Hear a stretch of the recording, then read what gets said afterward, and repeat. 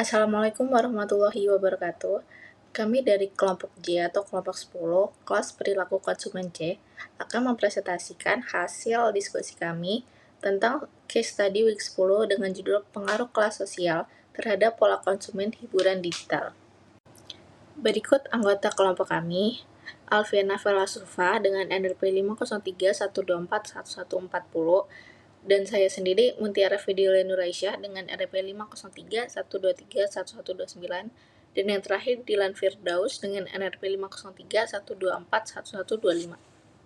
Perpindahan konsumsi dari televisi linear ke layanan streaming dan platform video on demand dipengaruhi bukan hanya oleh ketersediaan teknologi, namun juga oleh faktor ekonomi, tingkat pendidikan, dan kapital budaya digital keluarga. Konsep digital kultural kapital dan media habitus menjelaskan bagaimana kelas sosial membentuk preferensi serta kemampuan dalam memilih konten. Kepemilikan dan status sosial. Yang pertama, peran kelas sosial. Kelas sosial sangat menentukan akses dan preferensi terhadap hiburan digital. Yang kedua, makna bagi kelas menengah atas. Langganan layanan berbayar dipandang sebagai bentuk pembeda sosial. Dan yang terakhir, makna bagi kelas menengah atas. Meski memiliki akses perangkat dan internet yang serupa, kelompok ini tidak memiliki kapital simbolik yang sama.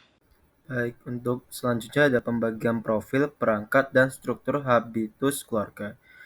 Yang pertama, perbedaan cara menonton antar kelas sosial. Keluarga kelas menengah atas umumnya memiliki banyak perangkat dan menggunakan profil pengguna terpisah dalam satu akun. Mereka memanfaatkan fitur seperti watchlist, parental control, dan rekomendasi personal untuk menyesuaikan tontonan tiap anggota keluarga. Sebaliknya, kelas menengah ke bawah biasanya berbagi satu perangkat dan akun bersama, sehingga seluruh anggota keluarga menonton konten yang sama dan preferensi tontonan menjadi kolektif dan homogen. Yang kedua ada konsep media habitus. Habitus adalah sistem nilai dan kebiasaan yang membentuk selera orang. Dalam konteks hiburan digital, media habitus kelas atas cenderung teratur, refleksi, dan individualistik, menjadikan menonton sebagai bagian dari quality time dan pengembangan wawasan. Lalu yang ketiga ada konsep media habitus. Media habitus kelas bawah bersifat spontan dan pragmatis, di mana menonton berfungsi sebagai hiburan untuk melepas penat tanpa makna simbolik yang mendalam. Lalu yang terakhir ada pandangan Grant. Grant menyebut media habitus sebagai cetak biru budaya yang menentukan bagaimana individu berinteraksi dengan media, apakah sebagai penikmat refleksi atau konsumen pasif. Oke, untuk selanjutnya ada motivasi penggunaan platform dan makna sosialnya. Pilihan platform hiburan digital sangat dipengaruhi oleh posisi sosial keluarga. Contoh yang pertama ada YouTube. YouTube sebagai media lintas kelas. Yang pertama, kelas bawah menonton konten gratis seperti musik, vlog, tutorial, dan hiburan ringan. Yang kedua ada kelas menengah atas, menggunakan YouTube Premium untuk menikmati konten edukatif dan dokumenter tanpa iklan. Lalu yang kedua ada Netflix. Netflix digunakan terutama oleh kelas menengah ke atas sebagai simbol gaya hidup global dan selera berkelas, dengan fokus pada serial dan film orisinal internasional. Lalu yang terakhir ketiga ada Disney Plus. Yang pertama ada populer di keluarga dengan anak-anak karena kontennya yang aman dan bernilai kekeluargaan.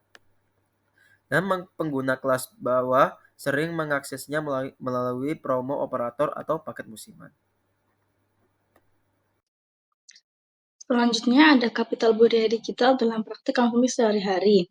Pengaruh pendidikan dan literasi digital pada hiburan digital, yaitu tingkat pendidikan dan literasi digital berperan penting dalam menentukan cara keluarga menggunakan fitur platform hiburan digital.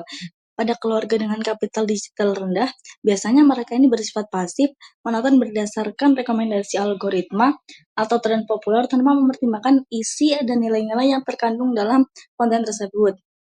Sedangkan pada keluarga dengan kapital pendidikan tinggi, mereka cenderung aktif dalam mengkurasi tontonan, membuat daftar film, membandingkan rating, membaca ulasan, dan memilih genre reflektif seperti dokumenter atau biopik.